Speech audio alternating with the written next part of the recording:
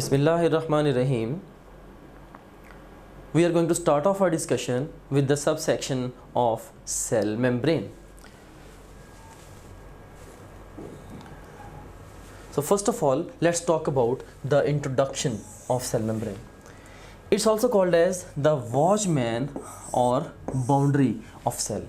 हम cell membrane को cell का वॉचमैन या इसकी बाउंड्री भी कहते हैं. इसको हम वॉचमैन क्यों कहते हैं? Because it regulates the movement of materials into and out of cells. And it's also called as the plasma membrane. ये भी इसका अल्टरनेट नेम है. And now let's talk about the location of cell membrane. Cell membrane की location के हवाले से ये एक जनरलाइजेशन है कि if the cell wall is present, the cell membrane would be present inner to the cell wall, otherwise it's the outermost layer. So हमारे पास अब ऐसे सेल्स होते हैं जिनकी सेल वॉल होती है और ऐसे सेल्स भी होते हैं जिनकी सेल वॉल नहीं होते. तो अगर सेल वॉल प्रेजेंट होगी, cell membrane would be located inner to the cell wall, जैसे कि प्लांट सेल्स, फंजाई सेल्स और इवन बैक्टीरियल सेल्स में है. और अगर सेल वॉल एब्सेंट होगी तो cell membrane would be the outermost layer, जैसा कि एनिमल सेल्स के केस में है. Let me explain this to you with the help of a computerised photograph as well. ये हमारे सामने कुछ फोटोग्राफ्स हैं सेल्स की. First of all you got an animal cell. इसमें आप देख सकते हैं कि cell membrane is outer most layer, क्योंकि यहाँ पे कोई भी सेल वॉल प्रेजेंट नहीं है. और उसके बाद फिर हमारे पास ये प्लांट सेल का फोटोग्राफ है. तो इसमें आप देख सकते हैं कि cell wall is the outer most layer and cell membrane would be present inner to the cell wall. और इसी तरह से ये एक बैक्टीरियल सेल है, तो इसमें भी cell wall outer most layer है and inner to the cell wall हमारे पास सेल मेम्ब्रेन प्रेजेंट है. So now let me ask few questions from you people.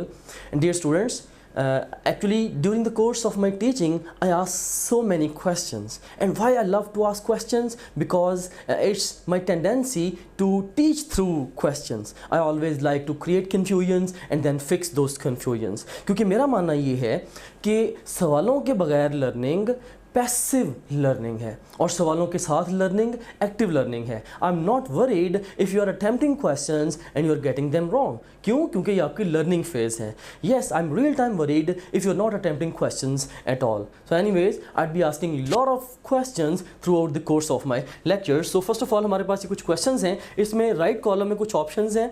Like A option है carbohydrates, B option lipids, C option is proteins, D option is cholesterol and E option is phospholipids. So इन options के लिए मेरा आपसे पहला question है, which of the following is most abundant component of cell membrane. इनमें से कौन सा कंपोनेंट सेल मेम्ब्रेन का मोस्ट अबंडेंट है? And the best response to this question is proteins. और उसके बाद फिर सेकेंड स्टेटमेंट है मेरे पास, which of the following is least abundant component of cell membrane. इनमें से जो लीस्ट अबंडेंट कंपोनेंट है that is the carbohydrates.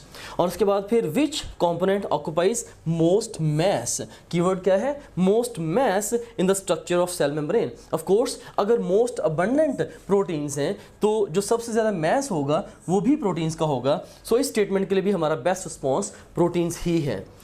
And then हमारे पास स्टेटमेंट है, which component occupies most area. Keyword क्या है? Most area in the structure of the cell membrane. तो सबसे ज़्यादा